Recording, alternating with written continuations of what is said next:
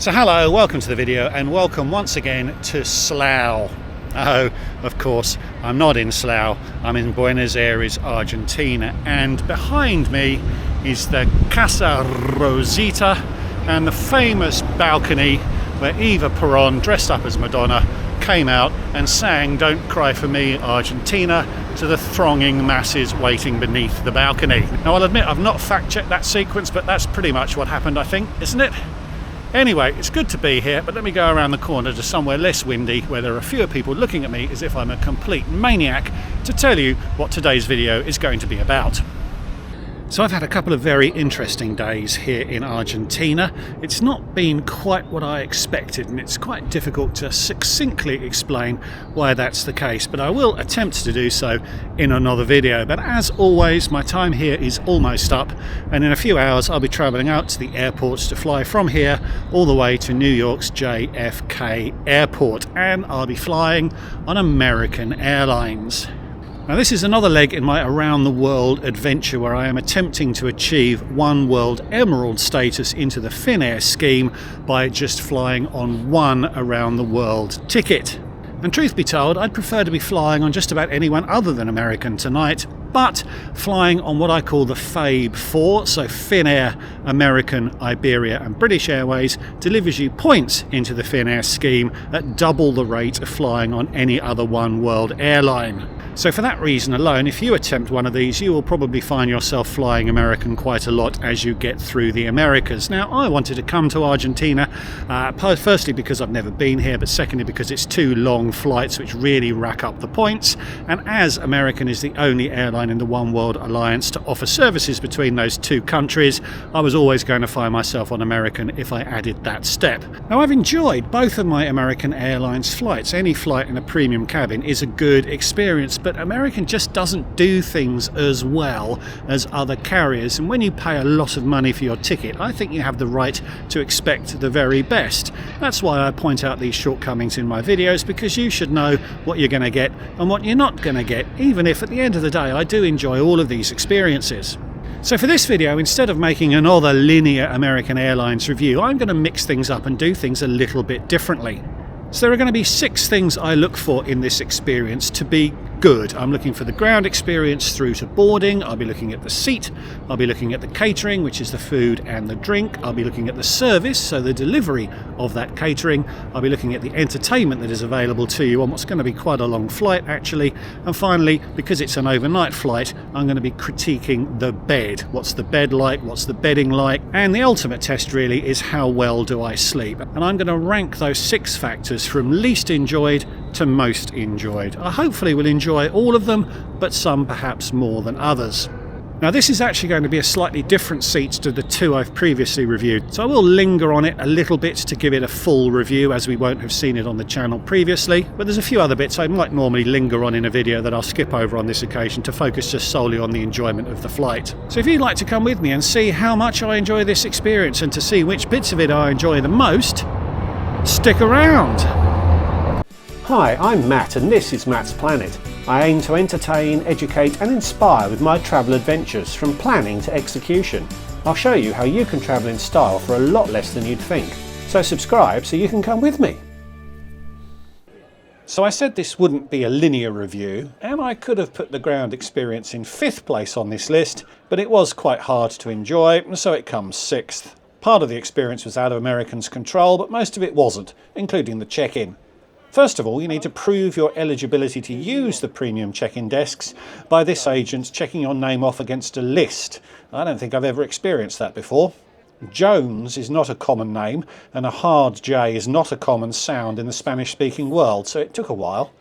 Then there was a nearly 10-minute wait before a desk came free, which I have experienced before, but outside of a Disney park, queuing is never fun. The chap was friendly, but the check-in was tricky.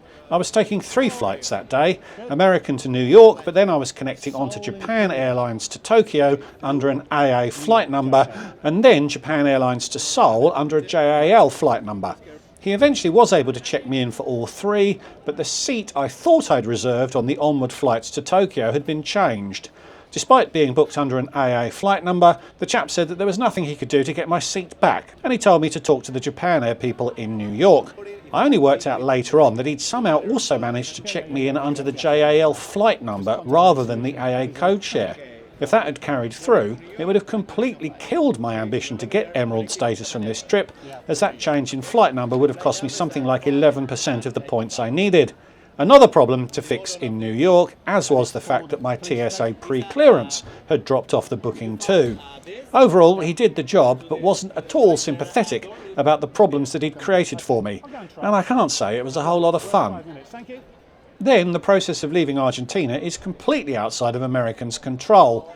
I couldn't see a fast-track lane and there was no one to ask, but the regular security part of the process was not that busy, although they still make you pointlessly walk up and down for ages to get to the scanners. Despite that, I was through in about 10 minutes. The passport check to leave the country was another story. 2 desks were open for the foreigner line, and the agents on those desks spent half their time chatting with colleagues rather than processing passengers. The line was not long, and you can see the capacity that they have here, but it still took about 20 minutes to get out of the country. From what I've seen, that's not a bad result though, as I believe things can get a lot worse than I experienced.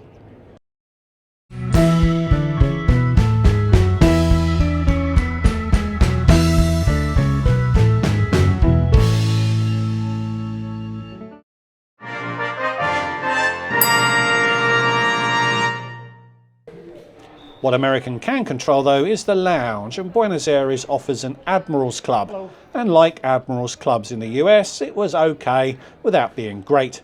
The biggest problem was that it was rammed and it was a real struggle to find a seat. Eventually, I found one right up the far end of the lounge, but I only managed that as I was travelling solo. There was an earlier Miami departure that night, and things did get more manageable when that passenger cohort left. The food options are okay. Hot options were limited to rice and I think that's chicken. Warmish options included some empanadas and other bits and bobs. And cold options included some sandwiches, salad items and cheeses. I didn't get a great shot of the drinks options, but there were the usual suspects available for self-pour. I settled in with a gin and tonic and some snacks to wait for the flight. Cheers! I've been to worse lounges, but I've also been to a lot better. And finally, the boarding itself. Buenos Aires has probably the smallest gate area I've ever seen, so it was a bit of a scrum.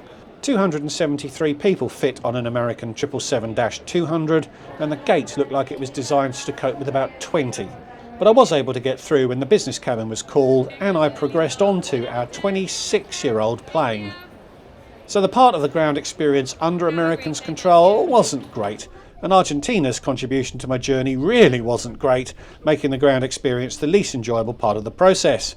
The weather outside mirrored the experience. In position 5 comes the crew, even though this was by far the best American crew I experienced on any of the 3 long-haul flights I took with them on this trip. General footage to support this, as I didn't film them, but there actually was some interaction above and beyond the minimum required to deliver the service. They actually seemed to be humans rather than automatons.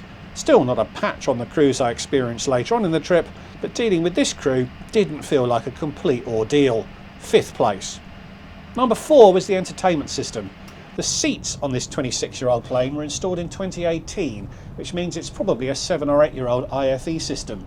The screen was a good size, it had good definition, and it was responsive, but it is relatively old and didn't offer the widest range of content. I do rate the headphones though, as they are both comfortable and offer good noise cancellation. To illustrate the good and bad of the system, I watched the first 3 episodes of Ted Lasso, which I've never seen, and I really enjoyed them.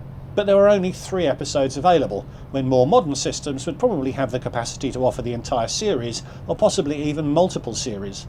The in-flight entertainment experience might have featured higher up the list were it not for the fact that the USB charging points in my seat didn't work. And whilst the plug did seem to deliver some charge, it was so puny the batteries on my devices still discharged even when plugged in, albeit at a slower rate. Overall, the IFE is good, but it was let down by some niggles. It's much harder to rank the remaining 3 elements of the flight, as they were all rather good, but let's put the catering in at number 3. We started with a plastic cup of champagne on boarding, a reasonable pour, and the plastic means the crew doesn't have to stress about clearing glass from the cabin before takeoff, even if it does cheapen the experience somewhat. Cheers! Here's the menu. This flight was scheduled to take off at 9:15 in the evening, so I think most people would be expecting to eat, and it was the standard American offering with no choice of the 2 starters, then 3 carnivorous mains with a veggie alternative. Special meals are available to pre-order before the flight, of course. American loses some marks as its alcoholic drinks offering isn't great. The category boxes are ticked, but there's nothing surprising or super premium in the offering. I started with a gin and tonic, just a single serving on this occasion, but that was okay. I'd gone crazy and decided to break my no steaks on a plane rule by ordering the fillet, or filet, as Americans insist on pronouncing it. And as this was a late-ish departure, the starters and mains were served on the same tray to speed up service. I'm also okay with this, as we were about 40 minutes late taking off and it was pushing 11 PM by the time this was served. The starters were typically meh, perhaps slightly less monotonous than previous offerings, and the steak was okay, overcooked, but very flavoursome, as you'd probably expect from a steak that I think was procured in Argentina. So tasty, in fact, I will break another channel rule by showing footage of me actually eating it. The ice cream sundae is widely regarded as being the best thing that American offers. I wasn't really in the mood, so I went for the cheese plate. Not enough crackers as usual, but it was quite satisfying. And as on my previous 2 flights, a choice of the same Argentinian or Chilean red wines, both of which are pretty good. Then for breakfast, the omelette was actually quite nice, served with a fair heap of asparagus. As breakfasts go, it was one of the better ones I've had. So the food was pretty good, the drink was pretty good, and I enjoyed pretty much all of it. So that leaves the seat and the bed jostling for first place, and it's really hard to pick a winner, so I'll show both of them together before concluding. This is a Collins Aerospace Super Diamond seat, the same platform that BA now uses, although this is a slightly earlier iteration of that seat, installed a year prior to BA launching the product as a club suite. And it's a good seat. You get 2 decent storage bins beside you, the second of which is actually deep enough to store larger objects like cameras. Plugs and USB ports in there too, not that the latter worked of course. The screen is in front of you and the table underneath. And it's a fairly generous access pathway too, which not all seats give you these days. The table slides and descends into position quite smoothly, is very sturdy when deployed, and you can get out of the seat with it deployed.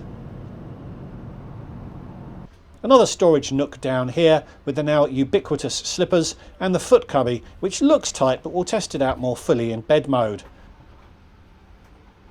Overhead lights and separately air vents, quite hard to reach actually. It's a good seat, and whisper it, I rate it more highly than the new flagship suite I'd flown on a couple of days prior.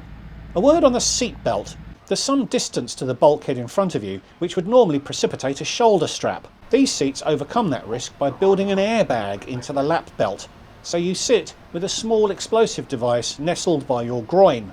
I don't enjoy 3-point seatbelts, but I'd enjoy having my gentleman's bundle blown up a lot less. And the seat converts smoothly into a bed, and, stop the press, it's big enough for me as a 6'4" human to lay flat. A small amount of lateral movement was still possible with my feet when fully flat, but there is adequate width at the shoulder. It's one of the better beds you find, and based on the space you get when flat, I rate it higher than the Q suite for sleeping. Shorter people may come to a different conclusion. The bedding is not the pinnacle of luxury, there's no mattress topper for example, but the seat itself is nicely padded and the pillow is of a good size. Not an extreme level of privacy from the seat frame, so you are a little more exposed than is ideal, and I was in row 7, which is the first row of the smaller rear business cabin, so there was some light pollution from the galley. But having said all of that, I slept well for close to 6 hours, which was a decent chunk of the 10 hours we spent aloft that night. So as I balance a small explosive charge on my undercarriage for landing, I'm going to give the most enjoyable element award to the bed, with the seat coming a close second. I've slept well in the club suite, and I slept well in American's equivalent. And overall, the experience was good, the best of the 3 long-haul flights I took with American on this trip. Still not an airline I'll rush to select when planning my next trip, but when they get things right, the experience can be enjoyable overall. 3 follow-up points to this flight, for the record as it were.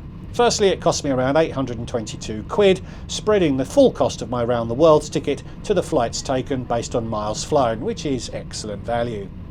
Secondly, I got a call from American about a week or so after getting home, actually from somebody also called Matt Jones, which was very entertaining for both of us. He wanted to apologise for the broken USB ports and for my broken IFE screen. Now, the chap across the aisle in 7D had a frozen screen for the entire flight, but mine had worked fine. I'll never know whether I'd have received a call for just a USB issue, without those issues being conflated, and I'd have preferred some actual compensation for the inconvenience rather than a few kind words. But the takeaway was the irony that the effort made to call me to rebuild some customer loyalty was derailed by some administrative incompetence elsewhere in the process. And finally, when we landed into a gorgeous New York morning, the marshaller pulled us too close to the terminal, so he needed a tug to come and push us back before the jet bridge could be attached, which took about 10 minutes. Then, when the door finally opened, we were greeted by no less than 6 of the NYPD's finest, who had been called to arrest the economy passenger who'd been caught smoking in the toilets mid-flight. But no one was allowed off the plane until statements had been taken from both cabin attendants who'd been involved, which took another 20 minutes, neither of which was American's fault, but neither of which was particularly enjoyable, it has to be said. So thanks for watching. Let me know if you enjoyed this style of flight review. It's been a bit of a pain to script, to be honest, but if it worked, I may do it again. And leave me a like whether you enjoyed it or not. Hey, I'm doing my best here. There is a Patreon account if you'd like to support me more directly, and I'll see you all in the next one. Goodbye.